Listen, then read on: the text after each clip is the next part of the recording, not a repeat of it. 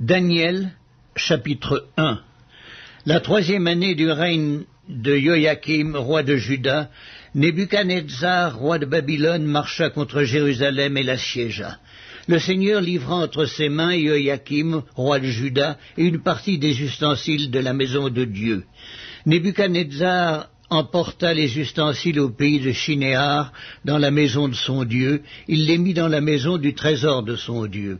Le roi donna l'ordre à Askpenaz, chef de ses eunuques, d'amener quelques-uns des enfants d'Israël de race royale ou de famille noble, de jeunes garçons sans défaut corporel, beaux de figure, doués de sagesse, d'intelligence et d'instruction, capables de servir dans le palais du roi et à qui l'on enseignerait les lettres et la langue des Chaldéens. Le roi leur assigna pour chaque jour une portion de mets de sa table et du vin dont ils buvaient, voulant les élever pendant 3 années, au bout desquelles ils seraient au service du roi. Il y avait parmi eux, d'entre les enfants de Juda, Daniel, Hanania, Miskaël et Azaria. Le chef des eunuques leur donna des noms, à Daniel celui de Belshazzar, à Hanania celui de Shadrach, à Miskaël celui de Méshach, et à Azaria celui d'Abel-Négou. Daniel résolut de ne pas se souiller par les mets du roi et par le vin dont le roi buvait, et il pria le chef des eunuques de ne pas l'obliger à se souiller. Dieu fit trouver à Daniel faveur et grâce devant le chef des eunuques. Le chef des eunuques dit à Daniel, « Je crains mon Seigneur, le roi, qui a fixé ce que vous devez manger et boire, car pourquoi verrait-il votre visage plus abattu que celui des jeunes gens de votre âge? Vous exposeriez ma tête auprès du roi. » Alors Daniel dit à l'intendant, à qui le chef des eunuques avait remis la surveillance de Daniel, de Hanania, de Miskaël et de Azaria, « Éprouve tes serviteurs pendant 10 jours, et qu'on nous donne des légumes à manger et de l'eau à boire. Tu regarderas ensuite notre visage et celui des jeunes gens qui mangent les mets du roi, et tu agiras avec tes serviteurs d'après ce que tu auras vu. » Il leur accorda ce qu'ils demandaient et les éprouva pendant 10 jours.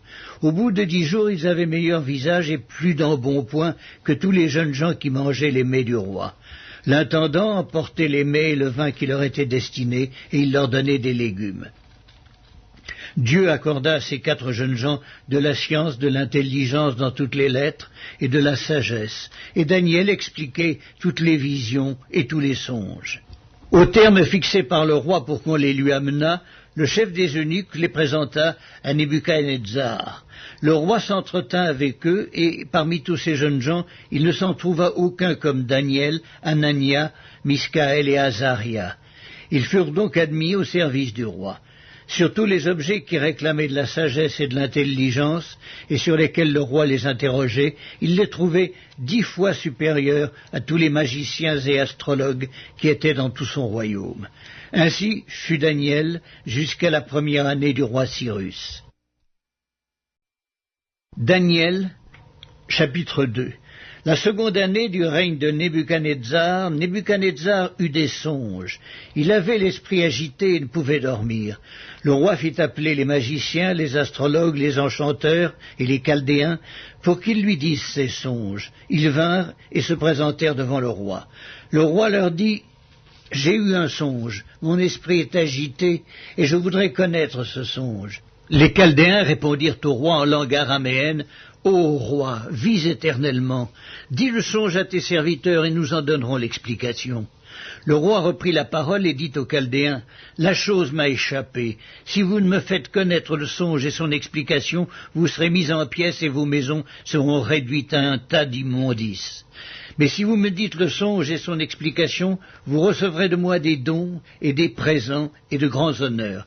C'est pourquoi dites-moi le songe et son explication. » Ils répondirent pour la seconde fois, « Que le roi dise le songe à ses serviteurs et nous en donnerons l'explication. » Le roi reprit la parole et dit, « Je m'aperçois en vérité que vous voulez gagner du temps parce que vous voyez que la chose m'a échappé.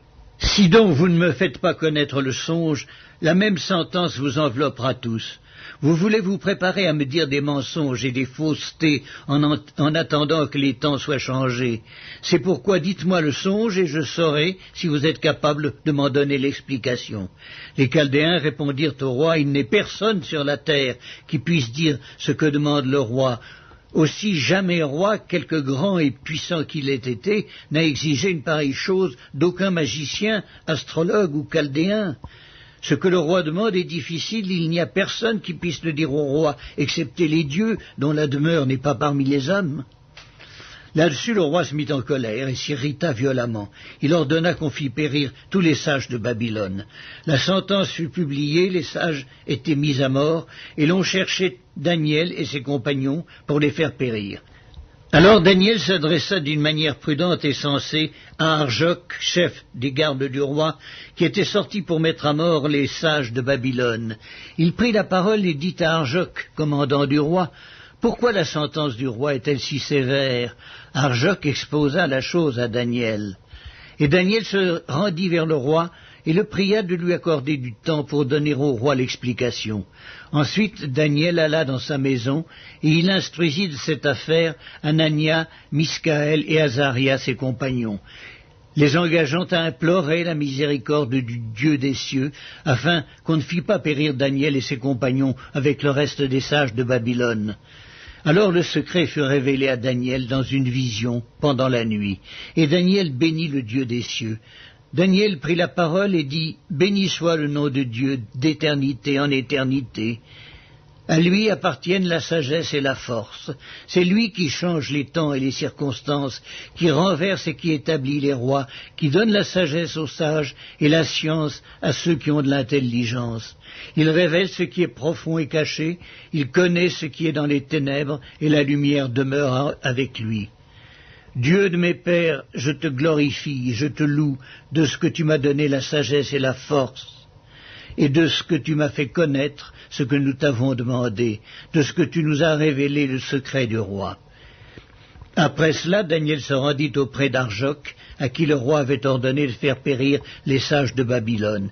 Il alla et lui parla ainsi, « Ne fais pas périr les sages de Babylone, conduis-moi devant le roi, et je donnerai au roi l'explication. » Arjoc conduisit promptement Daniel devant le roi, et lui parla ainsi, « J'ai trouvé parmi les captifs de Juda un homme qui donnera l'explication au roi. » Le roi prit la parole et dit à Daniel, qu'on nommait Belshazzar, « Es-tu capable de me faire connaître le songe que j'ai eu et son explication ?»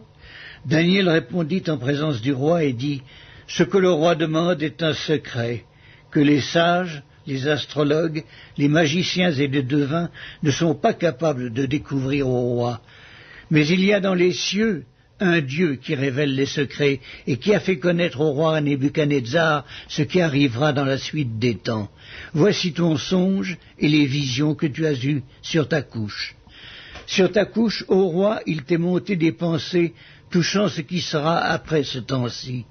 Et celui qui révèle les secrets t'a fait connaître ce qui arrivera. Si ce secret m'a été révélé, ce n'est point qu'il y ait en moi une sagesse supérieure à celle de tous les vivants, mais c'est afin que l'explication soit donnée au roi et que tu connaisses les pensées de ton cœur. Ô roi, tu regardais et tu voyais une grande statue. Cette statue était immense et d'une splendeur extraordinaire. Elle était debout devant toi et son aspect était terrible. La tête de cette statue était d'or pur, sa poitrine et ses bras étaient d'argent, son ventre et ses cuisses étaient d'airain. Ses jambes de fer, ses pieds en partie de fer et en partie d'argile. Tu regardais lorsqu'une pierre se détacha sans le secours d'aucune main, frappa les pieds de fer et d'argile de la statue et les mit en pièces. Alors le fer, l'argile, l'airain, l'argent et l'or furent brisés ensemble et devinrent comme la balle qui s'échappe du nerf en été. Le vent les emporta et nulle trace n'en fut retrouvée. Mais la pierre qui avait frappé la statue devint une grande montagne et remplit toute la terre. Voilà le songe. Nous en donnerons l'explication devant le roi. Ô roi, tu es le roi des rois, car le Dieu des cieux t'a donné l'empire, la puissance, la force et la gloire. Il a remis entre tes mains en quelques lieux qu'ils habitent les enfants des hommes, les bêtes des champs et les oiseaux du ciel, et il t'a fait dominer sur eux tous. C'est toi qui es la tête d'or. Après toi, il s'élèvera un autre royaume, moindre que le tien, puis un troisième royaume qui sera d'airain et qui dominera sur toute la terre. Il y aura un quatrième royaume, fort comme du fer, de même que le fer brise et rompt tout, il brisera et rompra tout, comme le fer qui met tout en pièces. Et comme tu as vu les pieds et les orteils en partie d'argile, de potier et en partie de fer, ce royaume sera divisé. Mais il y aura en lui quelque chose de la force du fer, parce que tu as vu le fer mêlé avec l'argile. Et comme les doigts des pieds étaient en partie de fer et en partie d'argile, ce royaume sera en partie fort et en partie fragile.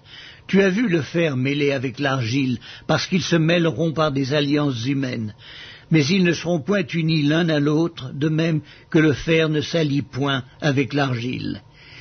Dans le temps de ces rois, le Dieu des cieux suscitera un royaume qui ne sera jamais détruit et qui ne passera point sous la domination d'un autre peuple.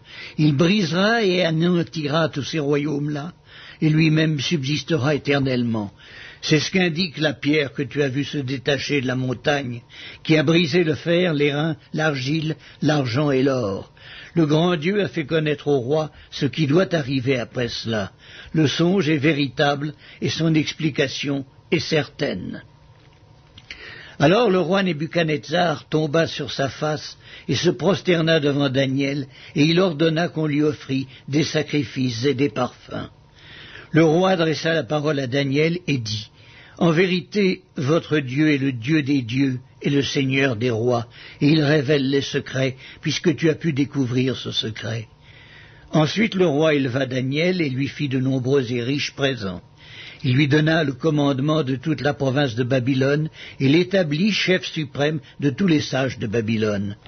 Daniel pria le roi de remettre l'intendance de la province de Babylone à Shadrach, Meshach et Abednego, et Daniel était à la cour du roi. Daniel, chapitre 3. Le roi Nebuchadnezzar fit une statue d'or haute de 60 coudées et large de 6 coudées. Il la dressa dans la vallée de Dura, dans la province de Babylone. Le roi Nebuchadnezzar fit convoquer les satrapes, les intendants, les gouverneurs, les grands juges, les trésoriers, les jurisconsultes, les juges et tous les magistrats des provinces pour qu'ils se rendissent à la dédicace de la statue qu'avait élevée le roi Nebuchadnezzar. Alors les satrapes, les intendants et les gouverneurs, les grands juges, les trésoriers, les jurisconsultes, les juges et tous les magistrats des provinces s'assemblèrent pour la dédicace de la statue qu'avait élevée le roi Nebuchadnezzar. Ils se placèrent devant la statue qu'avait élevée Nebuchadnezzar. Un héros cria à haute voix: « Voici ce qu'on vous ordonne, peuple, nation, hommes de toute langue.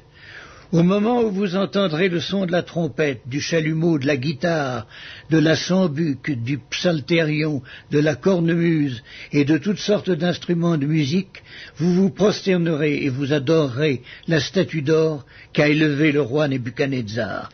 Quiconque ne se prosternera pas et n'adorera pas sera jeté à l'instant même au milieu d'une fournaise ardente. C'est pourquoi, au moment où tous les peuples entendirent le son de la trompette, du chalumeau, de la guitare, de la sambuc, du psalterion et de toutes sortes d'instruments de musique, tous les peuples, les nations, les hommes de toutes langues se prosternèrent et adorèrent la statue d'or qu'avait élevée le roi Nebuchadnezzar. À cette occasion, et dans le même temps, quelques Chaldéens s'approchèrent et accusèrent les Juifs. Ils prirent la parole et dirent au roi Nebuchadnezzar: « Ô roi, vis éternellement. Tu as donné un ordre d'après lequel tous ceux qui entendraient le son de la trompette, du chalumeau, de la guitare, de la sambuc, du psalterion, de la cornemuse et de toutes sortes d'instruments devraient se prosterner et adorer la statue d'or, et d'après lequel quiconque ne se prosternerait pas et n'adorerait pas serait jeté au milieu d'une fournaise ardente. Or, il y a des Juifs à qui tu as remis l'intendance de la province de Babylone, Shadrach, Meshach et Abednego, hommes qui ne tiennent aucun compte de toi, ô roi. Ils ne servent pas tes dieux, ils n'adorent point la statue d'or que tu as élevée. Alors Nebuchadnezzar, irrité et furieux, donna l'ordre qu'on amena Shadrach, Meshach et Abednego. Et ces hommes furent amenés devant le roi. Nebuchadnezzar prit la parole et leur dit: Est-ce de propos délibérés, Shadrach, Meshach et Abednego, que vous ne servez pas mes dieux et que vous n'adorez pas la statue d'or que j'ai élevée? Maintenant tenez-vous prêts, et au moment où vous entendrez le son de la trompette, du chalumeau, de la guitare, de la sambuc, du psalterion et de la cornemuse, et de toutes sortes d'instruments, vous vous prosternerez et vous adorerez la statue que j'ai faite. Si vous ne l'adorez pas, vous serez jetés à l'instant même au milieu d'une fournaise ardente. Et quel est le Dieu qui vous délivrera de ma main? Shadrach, Meshach et Abednego répliquèrent au roi Nebuchadnezzar, « Nous n'avons pas besoin de te répondre là-dessus. Voici, notre Dieu que nous servons peut nous délivrer de la fournaise ardente, et il nous délivrera de ta main, ô roi. Sinon, sache, ô roi, que nous ne servirons pas tes dieux, et que nous n'adorerons pas la statue d'or que tu as élevée. » Sur quoi Nebuchadnezzar fut rempli de fureur, et il changea de visage en tournant ses regards contre Shadrach, Meshach et Abednego. Il reprit la parole et ordonna de chauffer la fournaise 7 fois plus qu'il ne convenait de la chauffer. Puis il commanda à quelques-uns des plus vigoureux soldats de son armée de lier Shadrach, Meshach et Abednego et de les jeter dans la fournaise ardente. Ces hommes furent liés avec leurs caleçons, leurs tuniques, leurs manteaux et leurs autres vêtements et jetés au milieu de la fournaise ardente. Comme l'ordre du roi était sévère et que la fournaise était extraordinairement chauffée, la flamme tua les hommes qui y avaient jeté Shadrach, Meshach et Abednego. Et ces 3 hommes, Shadrach, Meshach et Abednego, tombèrent liés au milieu de la fournaise ardente. Alors le roi Nebuchadnezzar fut effrayé et se leva précipitamment. Il prit la parole et dit à ses conseillers, « N'avons-nous pas jeté au milieu du feu 3 hommes liés ?» Ils répondirent au roi, « Certainement, au roi. » Il reprit et dit, « Eh bien, je vois 4 hommes sans lien qui marchent au milieu du feu et qui n'ont point de mal, et la figure du 4e ressemble à celle d'un fils des dieux. » Ensuite, Nebuchadnezzar s'approcha de l'entrée de la fournaise ardente, et prenant la parole, il dit, « Shadrach, Meshach et Abednego, serviteurs du Dieu suprême, sortez et venez. » Et Shadrach, Meshach et Abednego sortirent du milieu du feu. Les satrapes, les intendants, les gouverneurs et les conseillers du roi s'assemblèrent. Ils virent que le feu n'avait eu aucun pouvoir sur le corps de ces hommes, que les cheveux de leur tête n'avaient pas été brûlés, que leurs caleçons n'étaient point endommagés et que l'odeur du feu ne les avait pas atteints.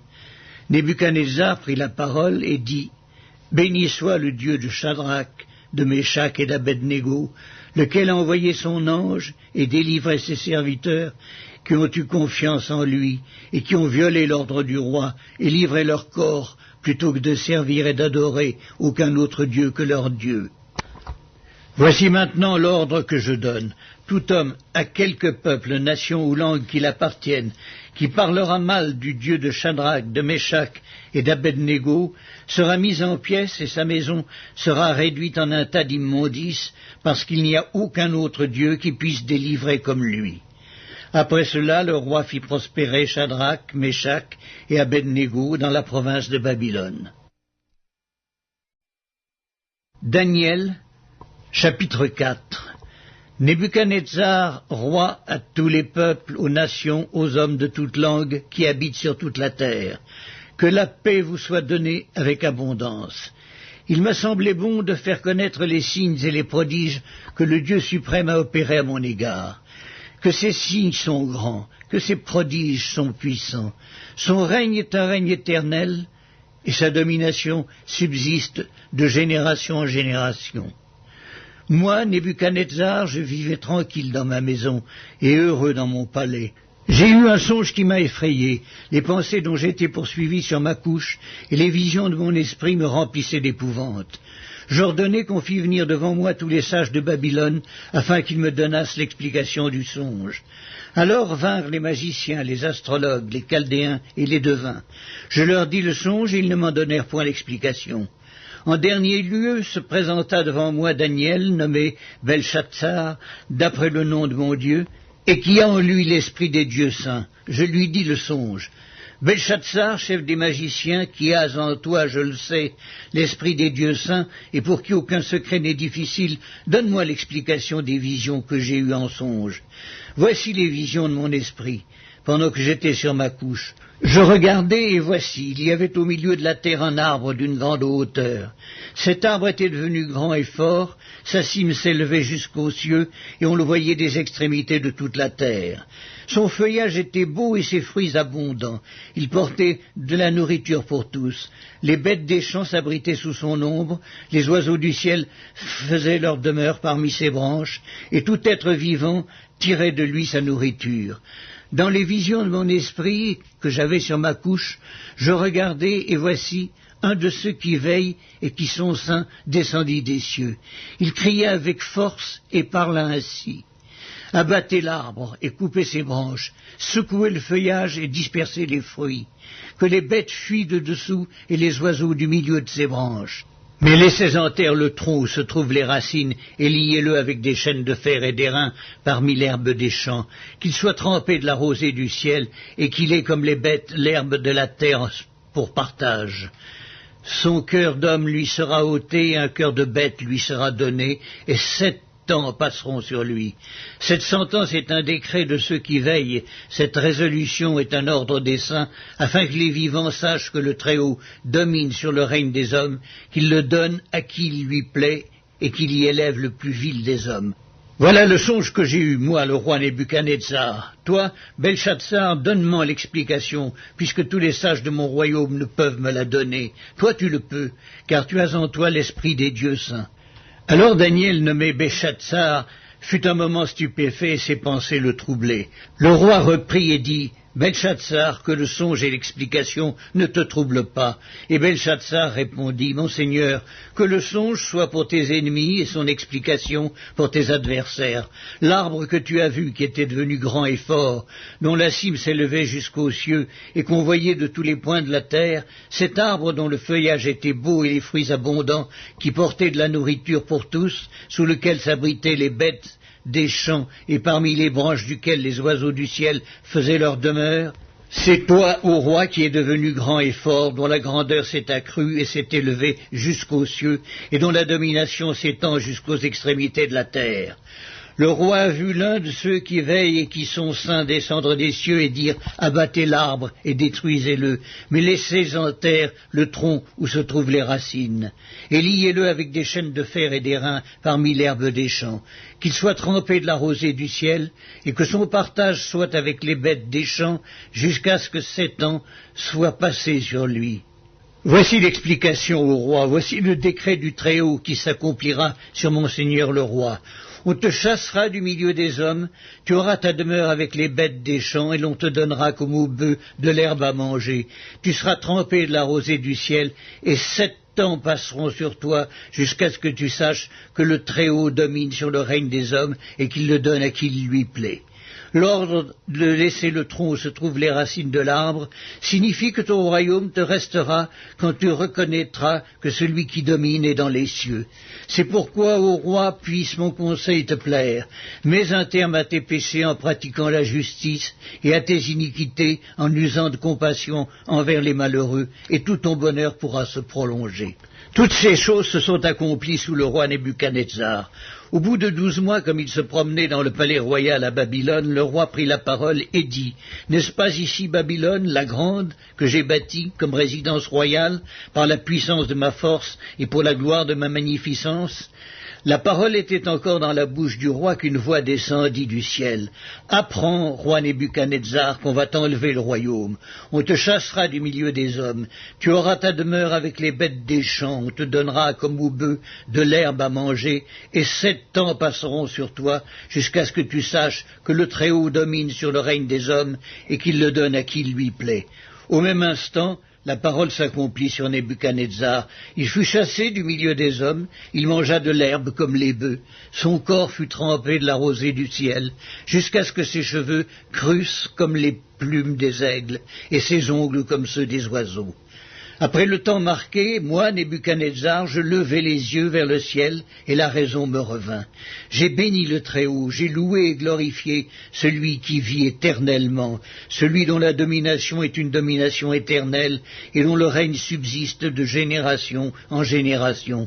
En ce temps-là, la raison me revint, la gloire de mon royaume, ma magnificence et ma splendeur me furent rendues. Maintenant, moi, Nebuchadnezzar, je loue, j'exalte et je glorifie le roi des cieux, dont toutes les œuvres sont vraies et les voies justes, et qui peut abaisser ceux qui marchent avec orgueil. Daniel, chapitre 5. Le roi Belshazzar donna un grand festin à ses grands, au nombre de 1000, et il but du vin en leur présence. Belshazzar, quand il eut goûté au vin, fit apporter les vases d'or et d'argent que son père Nebuchadnezzar avait enlevés du temple de Jérusalem, afin que le roi et ses grands, ses femmes et ses concubines s'en servissent pour boire. Alors on apporta les vases d'or qui avaient été enlevés du temple de la maison de Dieu à Jérusalem. Et le roi et ses grands, ses femmes et ses concubines s'en servirent pour boire. Ils burent du vin et ils louèrent les dieux d'or, d'argent, d'airain, de fer, de bois et de pierre. À ce moment apparurent les doigts d'une main d'homme et ils écrivirent en face du chandelier sur la chaude la muraille du palais royal. Le roi vit cette extrémité de main qui écrivait. Alors le roi changea de couleur et ses pensées le troublèrent. Les jointures de ses reins se relâchèrent et ses genoux se heurtèrent l'un contre l'autre. Le roi cria avec force qu'on fit venir les astrologues, les chaldéens et les devins. Et le roi prit la parole et dit aux sages de Babylone, « Quiconque lira cette écriture et m'en donnera l'explication sera revêtu de pourpre, portera un collier d'or à son cou et aura la 3e place dans le gouvernement du royaume. » Tous les sages du roi entrèrent, mais ils ne purent pas lire l'écriture et en donner au roi l'explication. Sur quoi le roi Belshazzar fut très effrayé, il changea de couleur, et ses grands furent consternés. La reine, à cause des paroles du roi et de ses grands, entra dans la salle du festin et prit ainsi la parole. « Ô roi, vis éternellement, que tes pensées ne te troublent pas, que ton visage ne change pas de couleur. Il y a dans ton royaume un homme qui a en lui l'esprit des dieux saints, et du temps de ton père on trouva chez lui des lumières, de l'intelligence, et une sagesse semblable à la sagesse des dieux. Aussi le roi Nebuchadnezzar, ton père, l'établit chef des magiciens. Ce Daniel nommé par le roi, appelle-le, que Daniel soit donc appelé, et il donnera l'explication. » Alors Daniel fut introduit devant le roi. Le roi prit la parole et dit à Daniel, « Es-tu ce Daniel, l'un des captifs de Juda, que le roi mon père a amené de Juda? J'ai appris sur ton compte que tu as en toi l'esprit des dieux et qu'on trouve chez toi des lumières de l'intelligence et une sagesse extraordinaire. On vient d'amener devant moi les sages et les astrologues afin qu'ils lussent cette écriture et m'en donnassent l'explication, mais ils n'ont pu donner l'explication des mots. J'ai appris que tu peux donner des explications et résoudre des questions difficiles. Maintenant, si tu peux me donner cette explication, tu seras revêtu de pourpre. Tu porteras un collier d'or à ton cou et tu auras la 3e place dans le gouvernement du royaume. » Daniel répondit en présence du roi, « Garde tes dons et accorde à un autre tes présents. Je lirai néanmoins l'écriture au roi et je lui en donnerai l'explication. » Ô roi, le Dieu suprême avait donné à Nebuchadnezzar, ton père, l'empire, la grandeur, la gloire et la magnificence. Et à cause de la grandeur qu'il lui avait donnée, tous les peuples, les nations, les hommes de toute langue étaient dans la crainte et tremblaient devant lui. Le roi faisait mourir ceux qu'il voulait, et il laissait la vie à ceux qu'il voulait. Il élevait ceux qu'il voulait, et il abaissait ceux qu'il voulait. Mais lorsque son cœur s'éleva et que son esprit s'endurcit jusqu'à l'arrogance, il fut précipité de son trône royal et dépouillé de sa gloire. Il fut chassé du milieu des enfants des hommes, son cœur devint semblable à celui des bêtes, et sa demeure fut celle des ânes sauvages. On lui donna, comme au bœuf, de l'herbe à manger, et son corps fut trempé de la rosée du ciel, jusqu'à ce qu'il reconnût que le Dieu suprême domine sur le règne des hommes, et qu'il le donne à qui il lui plaît. Et toi, Belshazzar, son fils, tu n'as pas humilié ton cœur, quoique tu susses toutes ces choses. Tu t'es élevé contre le Seigneur des cieux. Les vases de sa maison ont été apportés devant toi, et vous vous en êtes servis pour boire du vin, toi et tes grands, tes femmes et tes concubines. Tu as loué les dieux d'argent, d'or, d'airain, de fer, de bois, de pierre, qui ne voient point, qui n'entendent point, qui ne savent rien. Et tu n'as pas glorifié le Dieu qui a dans sa main ton souffle et toutes tes voix. C'est pourquoi il a envoyé cette extrémité de main qui a tracé cette écriture. Voici l'écriture qui a été tracée. Comptez, comptez, pesez et divisez. Et voici l'explication de ces mots. Compter, Dieu a compté ton règne, et il y a mis fin. Peser, tu as été pesé dans la balance, et tu as été trouvé léger. Divisé, ton royaume sera divisé, et donné aux Mèdes et aux Perses. Aussitôt, Belchatsar donna des ordres, et l'on revêtit Daniel de pourpre, on lui mit un collier d'or au cou, et on publia qu'il aurait la 3e place dans le gouvernement du royaume. Cette même nuit, Belchatsar, roi des Chaldéens, fut tué, et Darius le Mède s'empara du royaume, étant âgé de 62 ans. Daniel, chapitre 6. Darius trouva bon d'établir sur le royaume 120 satrapes qui devaient être dans tout le royaume. Il mit à leur tête 3 chefs, au nombre desquels était Daniel, afin que ces satrapes leur rendissent compte et que le roi ne souffrit aucun dommage. Daniel surpassait les chefs et les satrapes parce qu'il y avait en lui un esprit supérieur, et le roi pensait à l'établir sur tout le royaume. Alors les chefs et les satrapes cherchèrent une occasion d'accuser Daniel en ce qui concernait les affaires du royaume, mais ils ne purent trouver aucune occasion.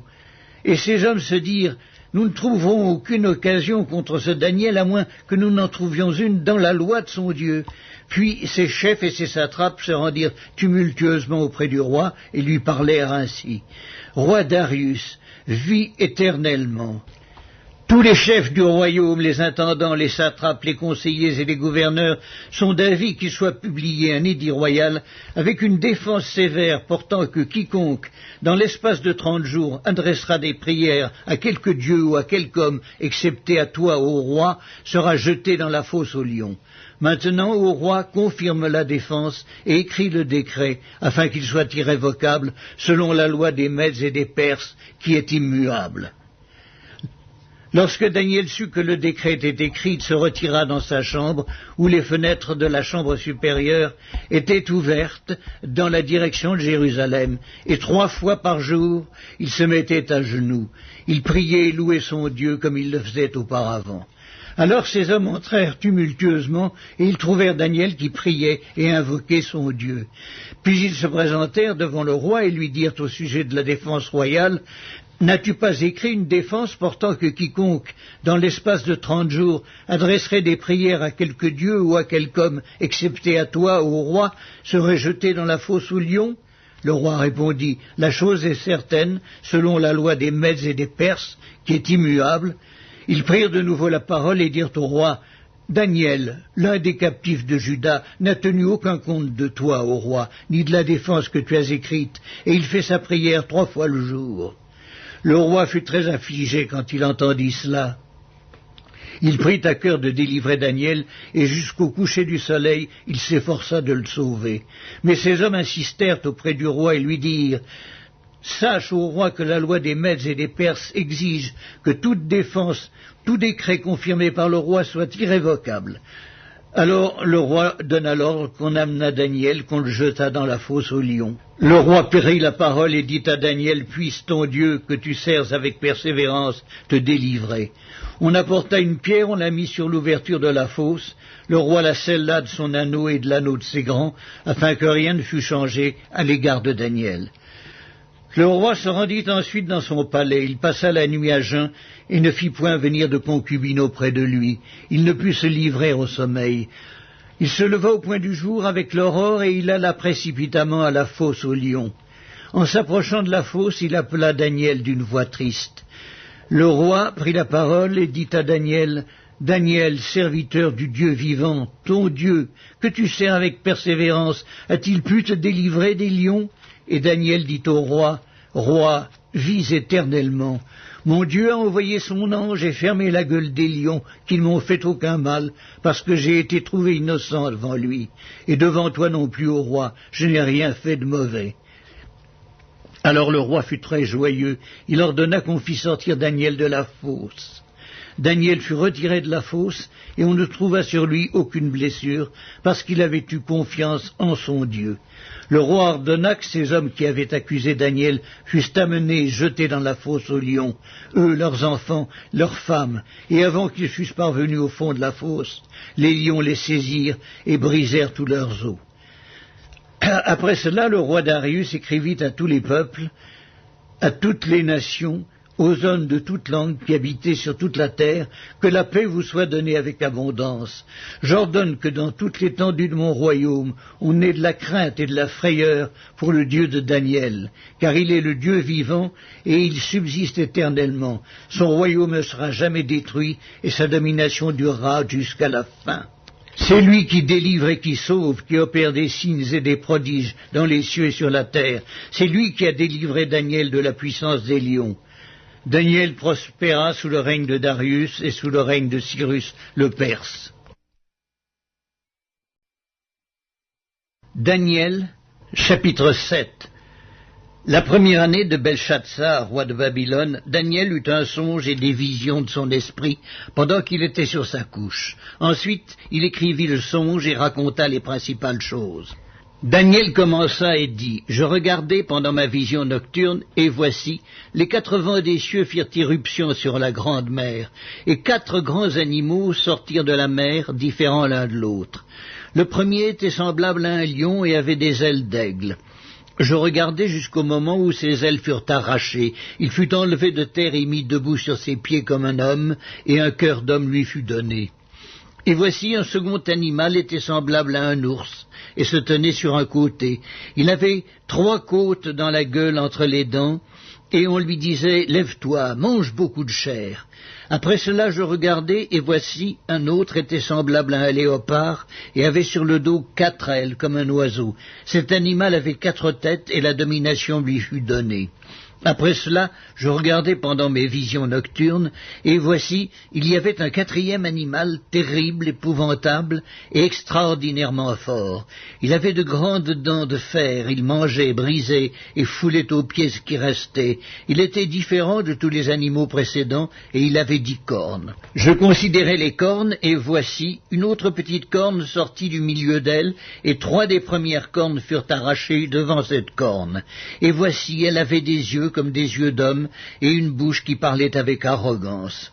Je regardai pendant que l'on plaçait des trônes, et l'ancien des jours s'assit. Son vêtement était blanc comme la neige, et les cheveux de sa tête étaient comme de la laine pure. Son trône était comme des flammes de feu, et les roues comme un feu ardent. Un fleuve de feu coulait et sortait de devant lui. 1000 milliers le servaient et 10 000 millions se tenaient en sa présence. Les juges s'assirent et les livres furent ouverts. Je regardai alors à cause des paroles arrogantes que prononçait la corne, et tandis que je regardais, l'animal fut tué et son corps fut anéanti, livré au feu pour être brûlé. Les autres animaux furent dépouillés de leur puissance, mais une prolongation de vie leur fut accordée jusqu'à un certain temps. Je regardai pendant mes visions nocturnes, et voici, sur les nuées des cieux arriva quelqu'un de semblable à un fils de l'homme. Il s'avança vers l'ancien des jours, et on le fit approcher de lui. On lui donna la domination, la gloire et le règne. Et tous les peuples, les nations et les hommes de toutes les langues le servirent. Sa domination est une domination éternelle qui ne passera point, et son règne ne sera jamais détruit. Moi, Daniel, j'eus l'esprit troublé au-dedans de moi, et les visions de ma tête m'effrayèrent. Je m'approchai de l'un de ceux qui étaient là, je lui demandai ce qu'il y avait de vrai dans toutes ces choses. Il me le dit et m'en donna l'explication. Ces 4 grands animaux, ce sont 4 rois qui s'élèveront de la terre. Mais les saints du Très-Haut recevront le royaume, et ils posséderont le royaume éternellement, d'éternité en éternité. Ensuite, je désirais savoir la vérité sur le 4e animal, qui était différent de tous les autres, extrêmement terrible, qui avait des dents de fer et des ongles d'airain, qui mangeait, brisait et foulait aux pieds tout ce qui restait, et sur les 10 cornes qu'il avait à la tête et sur l'autre qui était sortie, et devant laquelle 3 autres étaient tombés, sur cette corne qui avait des yeux, une bouche parlant avec arrogance et une plus grande apparence que les autres, je vis cette corne faire la guerre aux saints et l'emporter sur eux jusqu'au moment où l'ancien des jours vint donner droit aux saints du Très-Haut, et le temps arriva où les saints furent en possession du royaume. Il me parla ainsi. Le 4e animal, c'est un 4e royaume qui existera sur la terre, différent de tous les royaumes, et qui dévorera toute la terre, la foulera et la brisera. Les 10 cornes, ce sont 10 rois qui s'élèveront de ce royaume. Un autre s'élèvera après eux, il sera différent des premiers, et il abaissera 3 rois. Il prononcera des paroles contre le Très-Haut, il opprimera les saints du Très-Haut, et il espérera changer les temps et la loi. Et les saints seront livrés entre ses mains pendant un temps, des temps, et la moitié d'un temps. Puis viendra le jugement, et on lui ôtera sa domination, qui sera détruite et anéantie pour jamais. Le règne, la domination et la grandeur de tous les royaumes qui sont sous les cieux seront donnés au peuple des saints du Très-Haut. Son règne est un règne éternel, et tous les dominateurs le serviront et lui obéiront. Ici finirent les paroles. Moi, Daniel, je fus extrêmement troublé par mes pensées, je changeai de couleur, et je conservai ces paroles dans mon cœur. Daniel, chapitre 8. La 3e année du règne du roi Belshazzar, moi, Daniel, j'eus une vision, outre celle que j'avais eue précédemment. Lorsque j'eus cette vision, il me sembla que j'étais à Suse, la capitale, dans la province d'Élam, et pendant ma vision, je me trouvais près du fleuve Ulaï. Je levai les yeux, je regardai, voici un bélier se tenait devant le fleuve, et il avait des cornes. Ses cornes étaient hautes, mais l'une était plus haute que l'autre, et elle s'éleva la dernière. Je vis le bélier qui frappait de ses cornes à l'Occident, au Septentrion et au Midi. Aucun animal ne pouvait lui résister. Il n'y avait personne pour délivrer ses victimes. Il faisait ce qu'il voulait, il devint puissant. Comme je regardais attentivement, voici un bouc venait de l'Occident et parcourait toute la terre à sa surface sans la toucher. Ce bouc avait une grande corne entre les yeux. Il arriva jusqu'au bélier qui avait des cornes et que j'avais vu se tenant devant le fleuve, et il courut sur lui dans toute sa fureur. Je le vis qui s'approchait du bélier et s'irritait contre lui. Il frappa le bélier et lui brisa les 2 cornes, sans que le bélier eût la force de lui résister. Il le jeta par terre, le foula, il n'y eut personne pour délivrer le bélier. Le bouc devint très puissant, mais lorsqu'il fut puissant, sa grande corne se brisa. 4 grandes cornes s'élevèrent pour la remplacer aux 4 vents des cieux. De l'une d'elles sortit une petite corne qui s'agrandit beaucoup vers le Midi, vers l'Orient et vers le plus beau des pays. Elle s'éleva jusqu'à l'armée des cieux, elle fit tomber à terre une partie de cette armée et des étoiles, et elle les foula. Elle s'éleva jusqu'au chef de l'armée, lui enleva le sacrifice perpétuel et renversa le lieu de son sanctuaire. L'armée fut livrée avec le sacrifice perpétuel à cause du péché. La corne jeta la vérité par terre et réussit dans ses entreprises. J'entendis parler un saint, et un autre saint dit à celui qui parlait: « Pendant combien de temps s'accomplira la vision sur le sacrifice perpétuel et sur le péché dévastateur? Jusqu'à quand le sanctuaire et l'armée seront-ils foulés ?» Et il me dit: 2300 soirs et matins, puis le sanctuaire sera purifié. Tandis que moi, Daniel, j'avais cette vision et que je cherchais à la comprendre, voici quelqu'un qui avait l'apparence d'un homme se tenait devant moi, et j'entendis la voix d'un homme au milieu de l'Ulaï. Il cria et dit: « Gabriel, explique-lui la vision. » Il vint alors près du lieu où j'étais, et à son approche, je fus effrayé, et je tombai sur ma face. Il me dit: « Sois attentif, fils de l'homme, car la vision concerne un temps qui sera la fin. » Comme il me parlait, je restai frappé d'étourdissement, la face contre terre. Il me toucha et me fit tenir debout à la place où je me trouvais. Puis il me dit: « Je vais t'apprendre ce qui arrivera au terme de la colère, car il y a un temps marqué pour la fin. Le bélier que tu as vu et qui avait des cornes, ce sont les rois des Mèdes et des Perses. Le bouc, c'est le roi de Javan. La grande corne entre ses yeux, c'est le premier roi. Les 4 cornes qui sont élevées pour remplacer cette corne brisée, ce sont 4 royaumes qui s'élèveront de cette nation, mais qui n'auront pas autant de force. À la fin de leur domination, lorsque les pécheurs seront consumés, il s'élèvera un roi impudent et artificieux.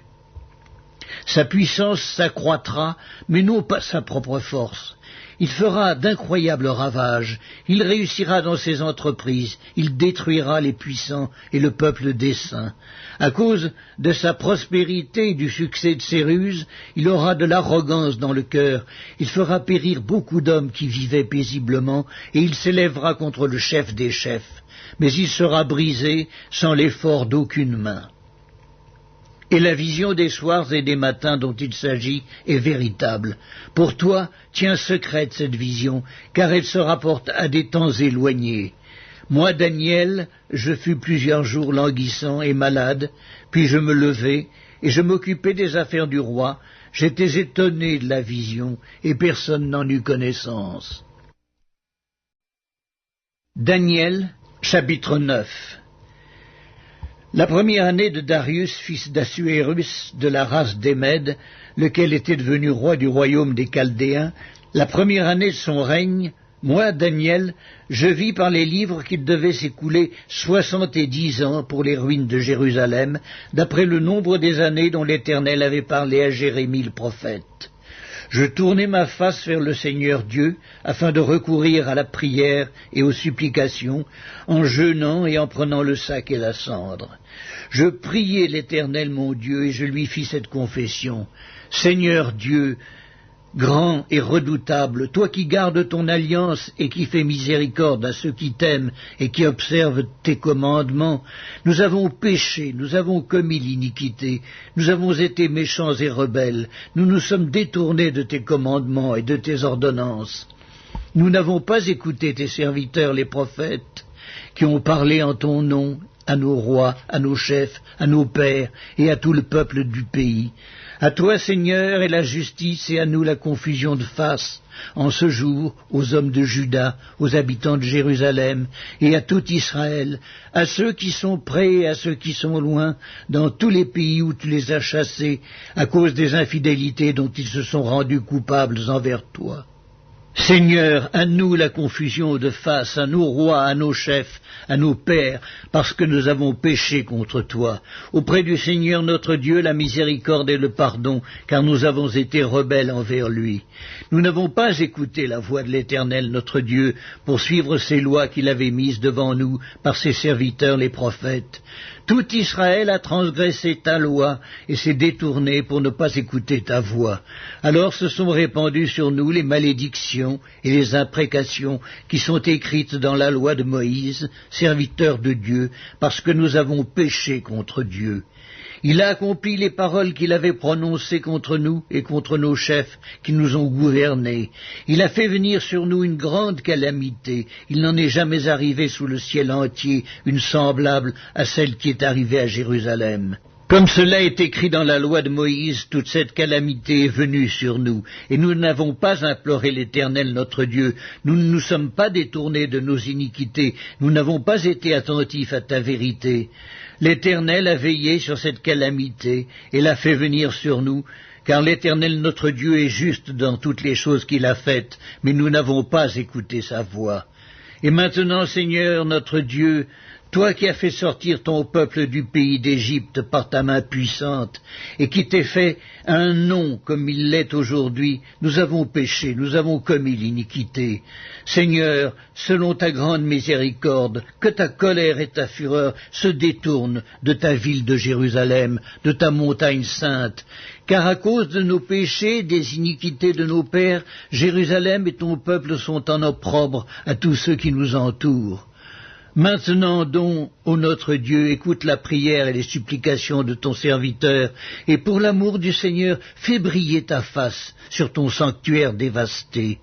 Mon Dieu, prête l'oreille et écoute, ouvre les yeux et regarde nos ruines, regarde la ville sur laquelle ton nom est invoqué, car ce n'est pas à cause de notre justice que nous te présentons nos supplications, c'est à cause de tes grandes compassions. Seigneur, écoute, Seigneur, pardonne, Seigneur, sois attentif, agis et ne tarde pas, par amour pour toi, ô mon Dieu, car ton nom est invoqué sur ta ville et sur ton peuple. Je parlais encore, je priais, je confessais mon péché et le péché de mon peuple d'Israël, et je présentais mes supplications à l'Éternel, mon Dieu, en faveur de la sainte montagne de mon Dieu. Je parlais encore dans ma prière, quand l'homme, Gabriel, que j'avais vu précédemment dans une vision, s'approcha de moi d'un vol rapide, au moment de l'offrande du soir. Il m'instruisit et s'entretint avec moi, et il me dit, « Daniel, je suis venu maintenant pour ouvrir ton intelligence. Lorsque tu as commencé à prier, la parole est sortie, et je viens pour te l'annoncer, car tu es un bien-aimé, sois attentif à la parole et comprends la vision. 70 semaines ont été fixées sur ton peuple et sur ta ville sainte, pour faire cesser les transgressions et mettre fin au péché, pour expier l'iniquité et amener la justice éternelle, pour sceller la vision et le prophète, et pour oindre le Saint des Saints. Sache-le donc et comprends, depuis le moment où la parole a annoncé que Jérusalem sera rebâtie jusqu'à loin au conducteur, il y a 7 semaines. Dans 62 semaines, les places et les fossés seront rétablis, mais en des temps fâcheux. Après les 62 semaines, un oint sera retranché et il n'aura pas de successeur. Le peuple d'un chef qui viendra détruira la ville et le sanctuaire, et sa fin arrivera comme par une inondation. Il est arrêté que les dévastations dureront jusqu'au terme de la guerre. Il fera une solide alliance avec plusieurs pendant une semaine, et durant la moitié de la semaine, il fera cesser le sacrifice et l'offrande. Le dévastateur commettra les choses les plus abominables jusqu'à ce que la ruine et ce qui a été résolu fondent sur le dévastateur. Daniel, chapitre 10. La 3e année de Cyrus, roi de Perse, une parole fut révélée à Daniel, qu'on nommait Belchatsar. Cette parole, qui est véritable, annonce une grande calamité. Il fut attentif à cette parole et il eut l'intelligence de la vision. En ce temps-là, moi, Daniel, je fus 3 semaines dans le deuil. Je ne mangeai aucun mets délicat, il n'entra ni viande ni vin dans ma bouche, et je ne m'oignis point jusqu'à ce que les 3 semaines fussent accomplies. Le 24e jour du 1er mois, j'étais au bord du grand fleuve, qui est Hiddékel. Je levai les yeux, je regardai, et voici, il y avait un homme vêtu de lin, et ayant sur les reins une ceinture d'or du phase. Son corps était comme de chrysolite, son visage brillait comme l'éclair, ses yeux étaient comme des flammes de feu, ses bras et ses pieds ressemblaient à de l'airain poli, et le son de sa voix était comme le bruit d'une multitude. Moi, Daniel, je vis seul la vision, et les hommes qui étaient avec moi ne la virent point, mais ils furent saisis d'une grande frayeur, et ils prirent la fuite pour se cacher. Je restai seul et je vis cette grande vision. Les forces me manquèrent, mon visage changea de couleur et fut décomposé, et je perdis toute vigueur. J'entendis le son de ces paroles, et comme j'entendais le son de ces paroles, je tombai frappé d'étourdissement, la face contre terre. Et voici, une main me toucha et secoua mes genoux et mes mains. Puis il me dit, « Daniel, homme bien-aimé, sois attentif aux paroles que je vais te dire, et tiens-toi debout à la place où tu es, car je suis maintenant envoyé vers toi. » Lorsqu'il m'eut ainsi parlé, je me tins debout en tremblant. Il me dit, « Daniel, ne crains rien, car dès le 1er jour où tu as eu à cœur de comprendre et de t'humilier devant ton Dieu, tes paroles ont été entendues, et c'est à cause de tes paroles que je viens. Le chef du royaume de Perse m'a résisté 21 jours, mais voici, Michaël, l'un des principaux chefs, est venu à mon secours, et je suis demeuré là auprès des rois de Perse. Je viens maintenant pour te faire connaître ce qui doit arriver à ton peuple dans la suite des temps, car la vision concerne encore ces temps-là. Tandis qu'il m'adressait ces paroles, je dirigeais mes regards vers la terre et je gardais le silence.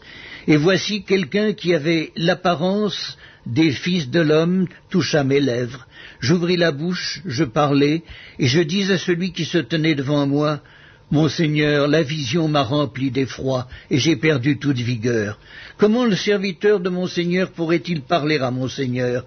Maintenant les forces me manquent, je n'ai plus de souffle. » Alors celui qui avait l'apparence d'un homme me toucha de nouveau et me fortifia. Puis il me dit, « Ne crains rien, homme bien-aimé, que la paix soit avec toi, courage, courage. » Et comme il me parlait, je repris des forces, et je dis, « Que mon Seigneur parle, car tu m'as fortifié. » Il me dit, « Sais-tu pourquoi je suis venu vers toi? Maintenant je m'en retourne pour combattre le chef de la Perse. Et quand je partirai, voici, le chef de Javan viendra. Mais je veux te faire connaître ce qui est écrit dans le livre de la vérité. Personne ne m'aide contre ceux-là, excepté Michaël, votre chef. » Daniel, chapitre 11. Et moi, la première année de Darius le Mède, j'étais auprès de lui pour l'aider et le soutenir. Maintenant, je vais te faire connaître la vérité. Voici, il y aura encore 3 rois en Perse. Le 4e amassera plus de richesses que tous les autres, et quand il sera puissant par ses richesses, il soulèvera tout contre le royaume de Javan. Mais il s'élèvera un vaillant roi qui dominera avec une grande puissance et fera ce qu'il voudra. Et lorsqu'il se sera élevé, son royaume se brisera et sera divisé vers les 4 vents des cieux. Il n'appartiendra pas à ses descendants, et il ne sera pas aussi puissant qu'il était, car il sera déchiré, et il passera à d'autres qu'à eux. Le roi du Midi deviendra fort, mais un de ses chefs sera plus fort que lui, et dominera. Sa domination sera puissante. Au bout de quelques années, ils s'allieront, et la fille du roi du Midi viendra vers le roi du Septentrion pour rétablir la concorde. Mais elle ne conservera pas la force de son bras, et il ne résistera pas ni lui, ni son bras. Elle sera livrée avec ceux qui l'auront amenée, avec son père et avec celui qui aura été son soutien dans ce temps-là. Un rejeton de ses racines s'élèvera à sa place. Il viendra à l'armée, il entrera dans les forteresses du roi du Septentrion, il en disposera à son gré, et il se rendra puissant. Il enlèvera même et transportera en Égypte leurs dieux et leurs images de fonte, et leurs objets précieux d'argent et d'or. Puis il restera quelques années éloigné du roi du Septentrion. Et celui-ci marchera contre le royaume du roi du Midi, et reviendra dans son pays. Ses fils se mettront en campagne et rassembleront une multitude nombreuse de troupes. L'un d'eux s'avancera, se répandra comme un torrent, débordera, puis reviendra, et ils pousseront les hostilités jusqu'à la forteresse du roi du Midi. Le roi du Midi s'irritera, il sortira et attaquera le roi du Septentrion. Il soulèvera une grande multitude, et les troupes du roi du Septentrion seront livrées entre ses mains. Cette multitude sera fière, et le cœur du roi s'enflera. Il fera tomber des milliers, mais il ne triomphera pas, car le roi du Septentrion reviendra et rassemblera une multitude plus nombreuse que la première. Au bout de quelque temps, de quelques années, il se mettra en marche avec une grande armée et de grandes richesses. En ce temps-là, plusieurs s'élèveront contre le roi du Midi, et des hommes violents parmi ton peuple se révolteront pour accomplir la vision, et ils succomberont. Le roi du Septentrion s'avancera, il élèvera des terrasses et s'emparera des villes fortes. Les troupes du Midi et l'élite du roi ne résisteront pas, elles manqueront de force pour résister. Celui qui marchera contre lui fera ce qu'il voudra, et personne ne lui résistera. Il s'arrêtera dans le plus beau des pays, exterminant ce qui tombera sous sa main. Il se proposera d'arriver avec toutes les forces de son royaume et de conclure la paix avec le roi du Midi. Il lui donnera sa fille pour femme dans l'intention d'amener sa ruine, mais cela n'aura pas lieu et ne lui réussira pas. Il tournera ses vues du côté des îles, et il en prendra plusieurs, mais un chef mettra fin à l'opprobre qu'il voulait lui attirer et le fera retomber sur lui. Il se dirigera ensuite vers les forteresses de son pays, il chancellera, il tombera, et on ne le trouvera plus. Celui qui le remplacera fera venir un exacteur dans la plus belle partie du royaume, mais en quelques jours il sera brisé, et ce ne sera ni par la colère, ni par la guerre. Un homme méprisé prendra sa place, sans être revêtu de la dignité royale. Il paraîtra au milieu de la paix, il s'emparera du royaume par l'intrigue. Les troupes qui se répandront comme un torrent seront submergées devant lui et anéanties, de même qu'un chef de l'alliance. Après qu'on se sera joint à lui, il usera de tromperie. Il se mettra en marche et il aura le dessus avec peu de monde. Il entrera au sein de la paix dans les lieux les plus fertiles de la province. Il fera ce que n'avaient pas fait ses pères, ni les pères de ses pères. Il distribuera le butin, les dépouilles et les richesses. Il formera des projets contre les forteresses, et cela pendant un certain temps. À la tête d'une grande armée, il emploiera sa force et son ardeur contre le roi du Midi. Et le roi du Midi s'engagera dans la guerre avec une armée nombreuse et très puissante, mais il ne résistera pas, car on méditera contre lui de mauvais desseins. Ceux qui mangeront des mets de sa table causeront sa perte. Ses troupes se répandront comme un torrent, et les morts tomberont en grand nombre. Les deux rois chercheront en leur cœur à faire le mal, et à la même table ils parleront avec fausseté, mais cela ne réussira pas, car la fin n'arrivera qu'au temps marqué. Il retournera dans son pays avec de grandes richesses, il sera dans son cœur hostile à l'Alliance sainte, il agira contre elle, puis retournera dans son pays. À une époque fixée, il marchera de nouveau contre le Midi, mais cette dernière fois, les choses ne se passeront pas comme précédemment. Des navires de Kittim s'avanceront contre lui. Découragé, il rebroussera chemin. Puis, furieux contre l'Alliance sainte, il ne restera pas inactif. À son retour, il portera ses regards sur ceux qui auront abandonné l'Alliance sainte. Des troupes se présenteront sur son ordre. Elles profaneront le sanctuaire, la forteresse. Elles feront cesser le sacrifice perpétuel et dresseront l'abomination du dévastateur. Il séduira par des flatteries les traîtres de l'Alliance, mais ceux du peuple qui connaîtront leur Dieu agiront avec fermeté, et les plus sages parmi eux donneront instruction à la multitude. Il en est qui succomberont pour un temps à l'épée et à la flamme, à la captivité et au pillage. Dans le temps où ils succomberont, ils seront un peu secourus et plusieurs se joindront à eux par hypocrisie. Quelques-uns des hommes sages succomberont afin qu'ils soient épurés, purifiés et blanchis jusqu'au temps de la fin, car elle n'arrivera qu'au temps marqué. Le roi fera ce qu'il voudra, il s'élèvera, il se glorifiera au-dessus de tous les dieux, et il dira des choses incroyables contre le Dieu des dieux. Il prospérera jusqu'à ce que la colère soit consommée, car ce qui est arrêté s'accomplira. Il n'aura égard ni au Dieu de ses pères, ni à la divinité qui fait les délices des femmes. Il n'aura égard à aucun Dieu, car il se glorifiera au-dessus de tous. Toutefois, il honorera le Dieu des forteresses sur son piédestal. À ce Dieu que ne connaissaient pas ses pères, il rendra des hommages avec de l'or et de l'argent, avec des pierres précieuses et des objets de prix. C'est avec le Dieu étranger qu'il agira contre les lieux fortifiés, et il comblera d'honneur ceux qui le reconnaîtront, il les fera dominer sur plusieurs, il leur distribuera des terres pour récompense.